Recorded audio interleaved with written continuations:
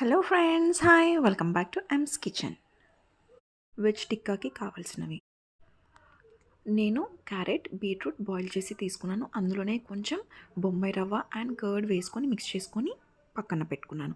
And chopped onions, bread crunch, curry leaves and methi, red chilli, salt, jeera and sweet corn, chopped onions and oregano.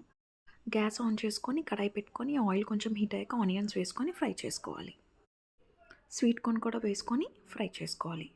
ఒక 1 to 2 minutes fry చేసుకుంటే సరిపోతుంది. And next curry leaves కూడా add చేసుకొని fry చేసుకుందాం. Curry leaves and methi నేను ఒకటేసారి వేసేసి fry చేసేసుకుంటున్నాను. మీరు కావాలంటే 1 by 1 వేసుకోవచ్చు, ఆర్ ఎల్స్ లాస్ట్లో కూడా యాడ్ చేసుకోవచ్చు. నేను ఫస్ట్ యాడ్ చేసుకొని ఫ్రై చేసుకున్నాను. And next red chilli, salt, jeera ఇవి కూడా వేసుకొని ఒక 1 minute కుక్ చేసుకుంటే సరిపోతుంది. నెక్స్ట్ మనం బాయిల్ చేసి అందులో కర్డ్ అన్నీ యాడ్ చేసి మిక్స్ చేసి పెట్టుకున్నాం కదా, క్యారెట్ అండ్ బీట్రూట్. ఆ స్టఫ్ ఇందులో వేసుకొని కొంచెం బాగా మిక్స్ అయ్యేటట్టు మనం మిక్స్ చేసుకోవాలి.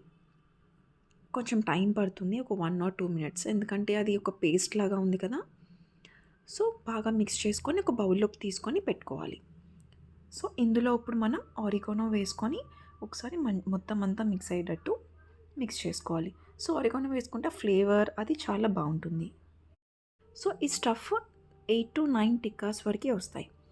అండ్ ఇప్పుడు ఇది కొంచెం కూల్ కూడా అయిపోయింది, అంత బాగా మిక్స్ అయిపోయింది. ఇప్పుడు మనం దీన్ని చిన్న చిన్న లడ్డూస్ కింద చేసుకుందాం ఫస్ట్.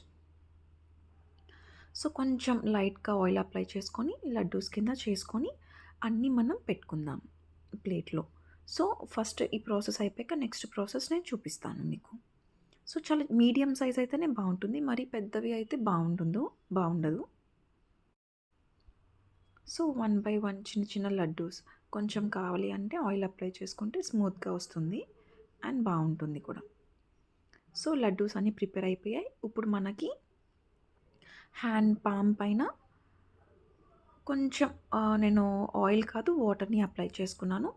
అప్లై చేసుకొని హ్యాండ్ పైన ఆ బాల్ని పెట్టుకొని జస్ట్ ప్రెస్ చేసుకున్నాను. ఎడ్జ్కి జస్ట్ ఇలాగా అన్నాను, రోల్ చేసుకున్నాను.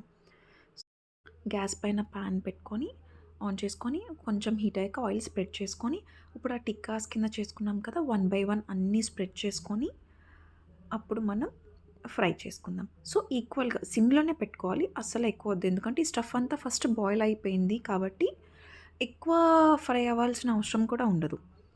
సో 2 sides ఆయిల్ అంతా స్ప్రెడ్ చేసుకున్నాం కదా, మళ్ళీ 2 sidesని వీటిని టర్న్ చేసుకొని ఫ్రై చేసుకోవాలి. సో స్లోగా టర్న్ చేసుకుంటే జాగ్రత్తగా, సో ఎక్కడ ఏది బ్రేక్ అవ్వకుండా నీట్గా వస్తుంది. అండ్ మనం లాస్ట్లో బ్రెడ్ది క్రంచ్ ఉంది కదా, అది అంతా ఒక 1 or 2 tablespoons వేసుకొని స్ప్రెడ్ చేసుకొని పైనుంచి కొంచెం అన్నీ మూవ్ చేసుకొని కుక్ చేసుకుందాం. సో మన veg tikkas ready to serve.